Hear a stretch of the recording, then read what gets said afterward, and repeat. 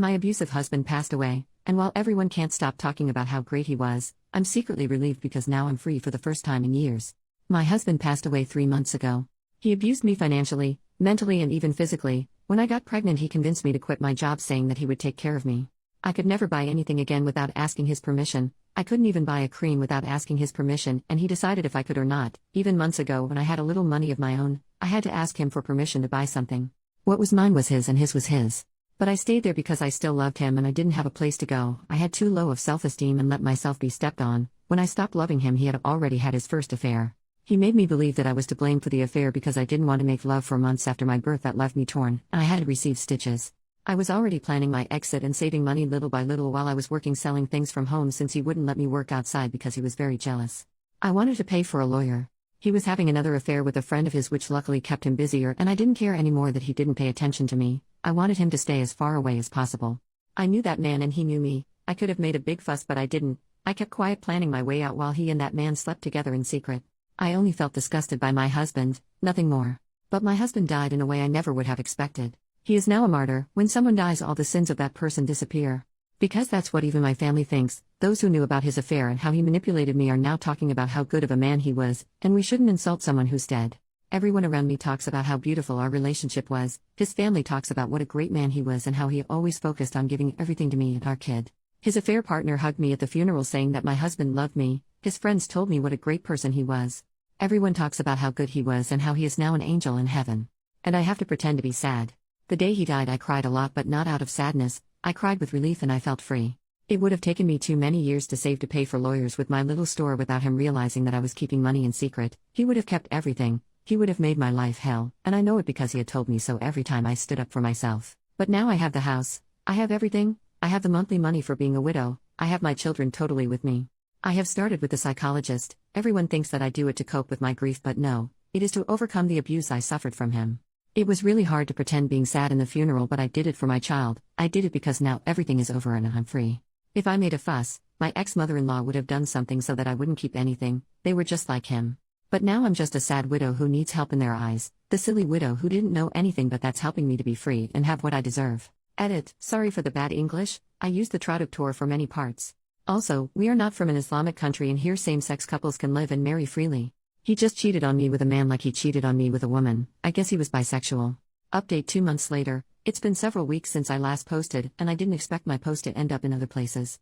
Honestly, I had totally forgotten that I posted here, but a few days ago the lover and friend of my ex-husband, I have started calling my deceased husband that way. I don't want him to be eternally tied to the idea that he is still my husband even after death. Death did me the favor of separating us, visited my house saying that he found my post. I didn't expect him to find this and it scared me a bit, but honestly there's nothing I can do about this anymore. I posted it to the internet and I guess that's my fault. One of my sons let him in when I hadn't heard the doorbell, so I had no choice but to let him in to not make drama in front of my kids, and I wanted to know what he was going to say. Once alone he told me that he knows that I know about him and my husband having an affair because of the post he found on TikTok. He told me that my husband was not the best husband, but he was a great friend to everyone and a very hardworking man to everyone, that even his family misses him too much, and even though he had his mistakes in the past, that I should let go of the past and stop digging into it because we're all better off like that. He was insisting for a while to such an extent that I felt intimidated by him, to the point he reminded me of my husband, and it is the first time that I have that feeling with a man that is not my ex-husband. I can talk peacefully with them, but this situation made me feel on the verge of a panic attack because of his attitude. He's basically scared that I'll tell everything, that he's gay, and I don't know if he has a boyfriend, but maybe he does, and that's why he doesn't want me to say anything about their affair. I've been a submissive woman for years. My ex-husband turned me into a fearful woman that I wasn't before. He made me the kind of woman who was always going to put her head down, but when he died I felt so happy and liberated. I cried with relief for days. And when this man came into my house to tell me what to do, it was like seeing my ex-husband again, giving me instructions about how to behave and what to do. The man who knows very well that I was in an abusive relationship because he knew how my ex was and chose to sleep with him anyway. The man my husband made me cook for and then screwed him as if I were just a maid was at my house, telling me that my ex was a good person and that I should shut my mouth. He was telling me what to do and I just punched him in the face. To be honest, I wanted to slap him, but for some reason I felt so angry that I hit him, and it felt like hitting my husband as well. I don't regret it and I felt good. I yelled at him and told him to leave or I was going to tell everyone what happened. He ended up leaving the house and he has been quiet ever since that day. My main plan was just to shut my mouth and let go of the past, but that is one thing, and a totally different thing is that this man comes and wants to impose on me what to do as if I were a doll. Maybe my reaction wasn't the best, but I'm tired of people telling me to shut up. I never managed to say anything to my husband, and that day I felt that I somehow did that. I haven't told anyone yet, nor do I think about doing so, but if he does something, I won't hesitate twice before this time whether to make a TikTok or post on Facebook talking about everything. With the issue of the house, with the economic crisis, I am not sure that anyone can afford what a house like this is worth, but for now I have focused on finally being able to get a better job in the future to be able to rent a house and be able to rent out this house. That could be a really good way to have money. My other goal in the future is to buy a small piece of land, no matter how far it is.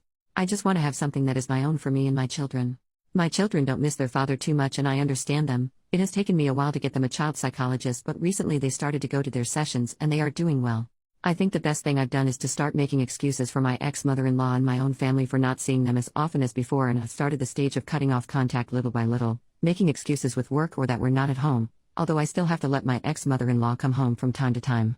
I think even my kids are happier when they see how much better my mood has been. I doubt that many people are interested in this, but thank you for the messages I received, although many do not understand that cultures and laws are different, and here buying a house or moving to the other side of a country in a month is impossible for many.